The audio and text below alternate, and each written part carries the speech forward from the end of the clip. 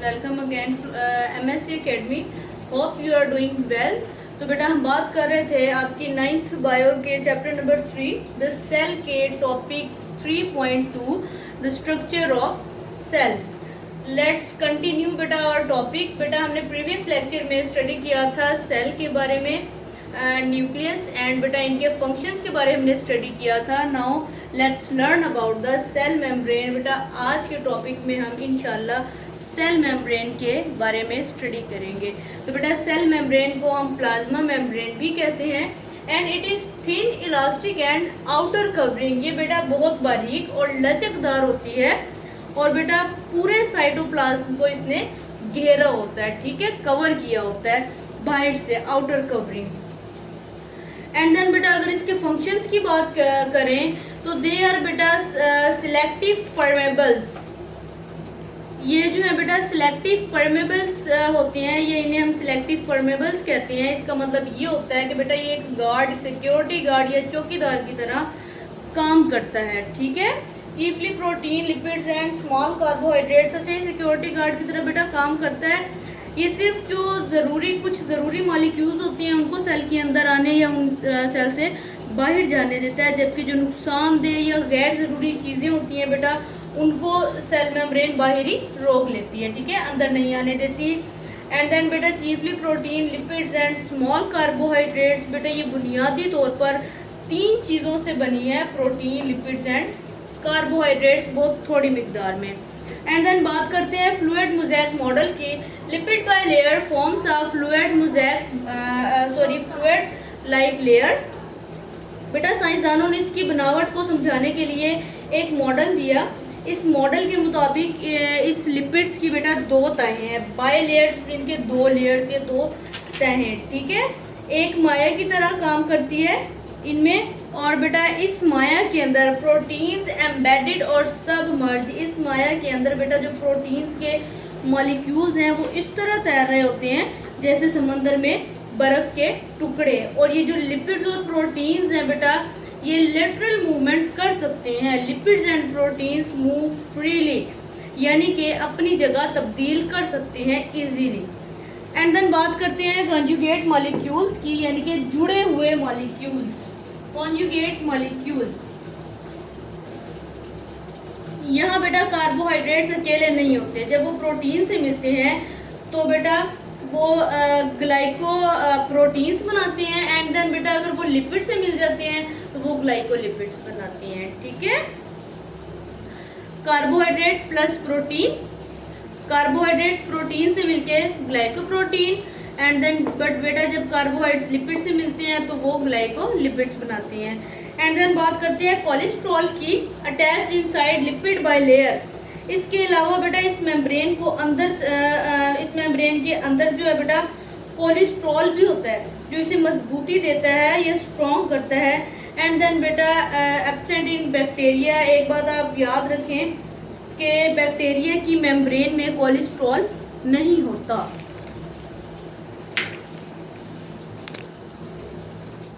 अब आते हैं सेल के दूसरे बड़े हिस्से की तरफ जिसे हम साइटोप्लाज्म कहते हैं.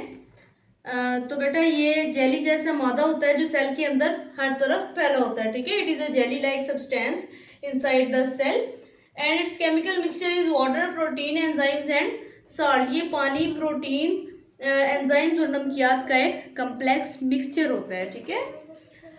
Soluble liquid part without membrane organelles. बेटा साइटोसोल जो है साइटोप्लाज्म का वो लिक्विड या हल पजीर हिस्सा है जिसके अंदर सेल के बड़े ऑर्गेनेलीज मौजूद ना हो या नहीं होते, ठीक है. उन्हें हम साइटोसोल भी कहते हैं.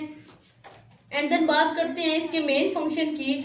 It provide space and medium for organelles. ये सेल के तमाम छोटे हिस्सों को अपनी जगह पर रहने और काम करने के लिए जगह और माहौल फराहम करते हैं. And then it facilitate the internal transport of materials. ये सेल के अंदर चीज़ों को एक जगह से दूसरी जगह पहुंचाने में मदद फराहम करते हैं. And then site for glycolysis. यहाँ एक बहुत अहम अमल होता है जिसे हम ग्लाइकोलाइसिस कहते हैं, यानी इस हिस्से में ग्लूकोज को तोड़कर एनर्जी बनाने का जो प्रोसेस है वो स्टार्ट होता है. And it stores food and waste product. ये आर्जी तौर पर, टेम्परेरी तौर पर सेल की खुराक और फुजले मीन्स के वेस्ट प्रोडक्ट्स को, वेस्ट को भी अपने अंदर स्टोर करता है। एंड देन इन लास्ट हम बात करते हैं सेल के सबसे इम्पोर्टेंट हिस्से की, जिसे हम न्यूक्लियस कहते हैं। ठीक है बच्चों, जैसे हमारा दिमाग हमारे पूरे जिस्म को कंट्रोल करता है, वैसे ही न्यूक्लियस सेल का कंट्रोल सेंटर होता है। ये न्यूक्लियस जो है सेल को कंट्रोल करता है। ठीक है, अगर हम इसकी लोकेशन की बात करें तो it is located in animal cells in centre. जानवरों के सेल में बेटा जो न्यूक्लियस है वो बिल्कुल सेंटर में होता है, लेकिन pushed to side in plant cell. लेकिन बेटा जो प्लांट सेल्स होते हैं, पौधे होते हैं बेटा, उनमें एक बड़ा वैक्यूल होने की वजह से ये साइड पर धकेल दिए जाते हैं। ठीक है, एंड देन बात करें अगर इनके एनवेलप की, न्यूक्लियर इन्वेलप की, तो डबल मेम्ब्रेन बाउंड्री बेटा, इसके बाहर एक दुबले पर्दे की बाउंड्री होती है जिसे न्यूक्लियर एनवेलप कहते हैं। ठीक है, और ये डबल मेम्ब्रेन होती है। एंड देन न्यूक्लियोपोड्स की अगर बात करें तो small opening for semi permeable membrane. इस मेम्ब्रेन में छोटे छोटे सुराख होते हैं जिन्हें हम न्यूक्लियोपोड्स कहते हैं। बेटा इनका काम न्यूक्लियस और साइटोप्लाज्म के दरमियान चीज़ों के आने जाने को कंट्रोल करना है। ठीक है, एंड देन न्यूक्लियोप्लाज्म में इनर जेली लाइक फ्लूइड। जैसे सेल के अंदर साइटोप्लाज्म होता है, वैसे ही बेटा न्यूक्लियस के अंदर भी जेली जैसा लिक्विड या माया होता है जिसे हम न्यूक्लियोप्लाज्म कहते हैं। And then nucleus dark spots where ribosomes are made. Nucleus के अंदर गहरे रंग का हिस्सा होता है जिसे न्यूक्लियस कहते हैं। यहाँ सेल की प्रोटीन बनाने वाली फैक्ट्रियाँ यानी कि राइबोसोम्स तैयार होते हैं। ठीक है, अगर हम इनके जेनेटिक मटेरियल की बात करें तो बेटा chromatin loss thread like DNA and protein. जब सेल आम हालत में होता है तो इसके अंदर बेटा धागे के जैसे जाल होते हैं जिसे क्रोमेटिन कहते हैं। ये डीएनए और प्रोटीन से मिलकर बना होता है। ठीक है, एंड देन क्रोमोसोम्स की बात करें तो it highly condensed chromatin seen during cell division. बेटा जब सेल डिवीजन होता है यानी कि सेल की डिवीजन, ये तकसीम होने लगती है, तो ये जो धागे हैं थ्रेड लाइक्स जितने भी इसमें इसके जेनेटिक मटेरियल्स में होते हैं वो मोटे हो जाते हैं, फैल जाते हैं, जिन्हें हम क्रोमोसोम्स कहते हैं।